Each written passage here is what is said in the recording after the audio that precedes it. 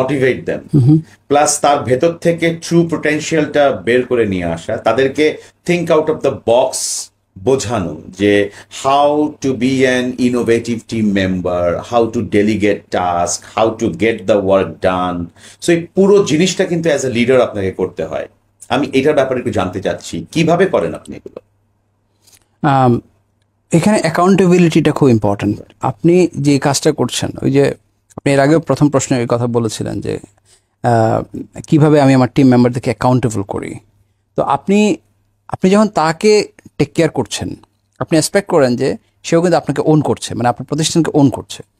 সে যখন আপনার প্রতিষ্ঠানকে ওন করছে, আপনি জানেন যে সে আপনার কাছে অ্যাকাউন্টেবল, আপনার প্রতিষ্ঠানের কাছে অ্যাকাউন্টেবল, কিন্তু সেটা আপনাকে এনশিওর করতে হবে। এখন সেটা যদি আপনি এনশিওর করতে চান, এটা এনশিওর করতে গেলে আপনার তাকে পিরিয়ডিক ফলো আপ তার সাথে আপনার খুব important.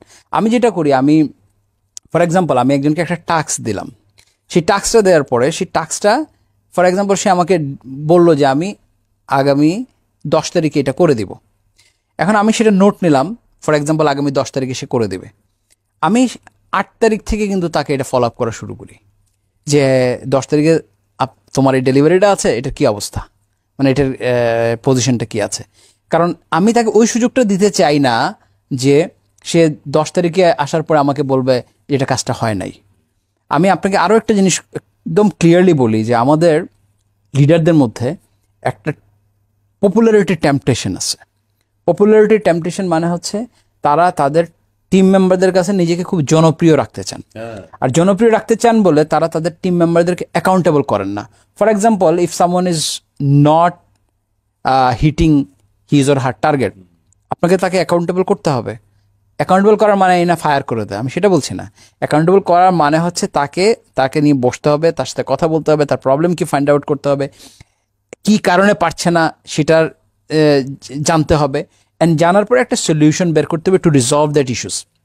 This is the accountability. And finally আপনাকে কিন্তু আপনার কাজটা আদায় করে নিতে হবে।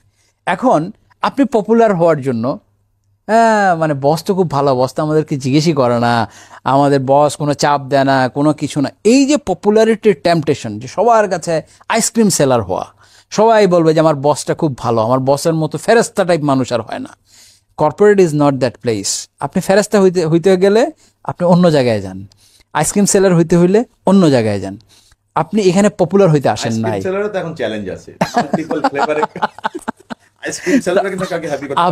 আপনাকে আপনার টিম মেম্বারদেরকে ওই পপুলারিটি টেম্পটেশন বাদ দিয়া আপনার team, each and every team মেম্বারকে আপনাকে অ্যাকাউন্টেবল করতে হবে।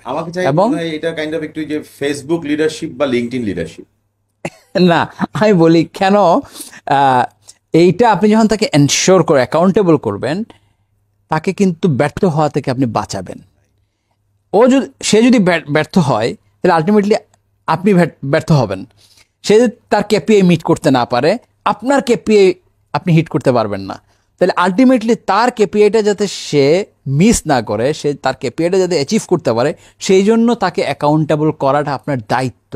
আপনার ওই পপুলারিটি সাইটে রাখা আপনি এটাকে তাকে এনশিওর করতে হবে যে সে তার কেপিআই যেন মিট করে, এবং এটা আপনাকে রিলিজিয়াসলি করতে হবে, প্রত্যেক টিমের সাথে আপনাকে করতে হবে। এবং এটা করতে পারলেই আপনার বছর শেষে আপনার টার্গেটটা আপনি মিলাতে পারবেন, বছরের যে বিজনেস গ্রোথ আপনি সেট করেছেন সেটা আপনি দেখতে পাবেন, এবং আপনার কেপিআই আপনি অ্যাচিভ করতে পারবেন। মানে leader should act like a coach. Absolutely. Mentor, right? Coach mentor একই জিনিস। আমি বলেছি কখনো সে কোচের মতো কাজ করবে, কখনো মেন্টরের মতো কাজ করবে, কখনো ক্যাপ্টেনের মতো কাজ করবে, কখনো পার্টনারের মতো কাজ করবে, কখনো হাত বুলিয়ে মাথায় হাত বুলিয়ে কাজ করবে, কখনো একসাথে দৌড়াবে। সব কিছু ঠিক আছে, ফানও করবে, ফান অ্যাক্টিভিটিসও করবে, ফুটবল খেলতে যাবে, ক্রিকেট খেলতে যাবে, ফুটসল খেলবে, সবই ঠিক আছে।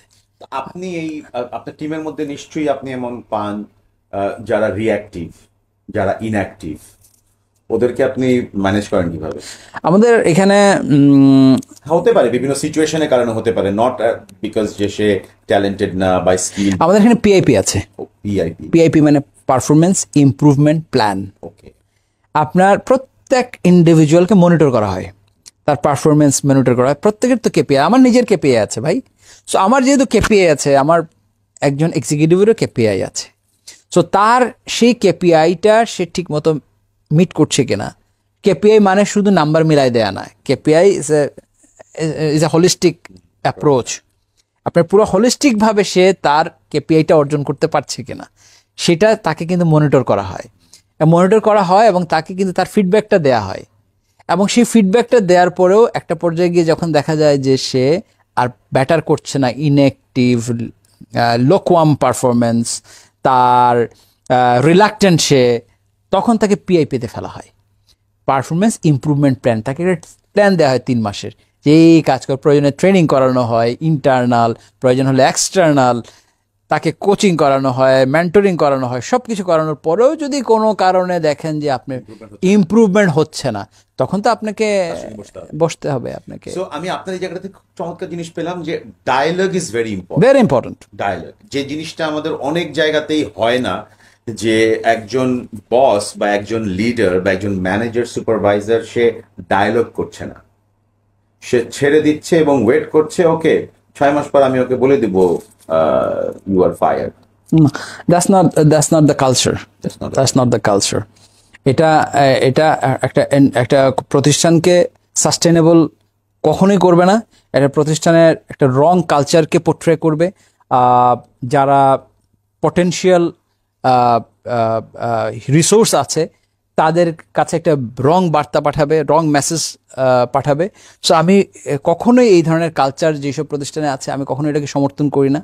আপনার প্রত্যেকটা জিনিস আপনার প্রসেস ফলো করতে হবে।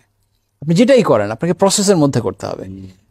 যদি কাউকে আপনি মনে করেন যে সে আসলেই ইনঅ্যাক্টিভ, সে আসলেই রেজাল্ট দিতে পারবে না, আপনি প্রসেসের মাধ্যমে সেটাকে করেন। কখনোই প্রসেস ফলো না করে, মানে ওয়ান ফাইন মর্নিং বলেন you are no more, your job is no more required, this is not a good practice. Unless unethical কোনো প্র্যাকটিস হলে তো সেটা অন্য বিষয়।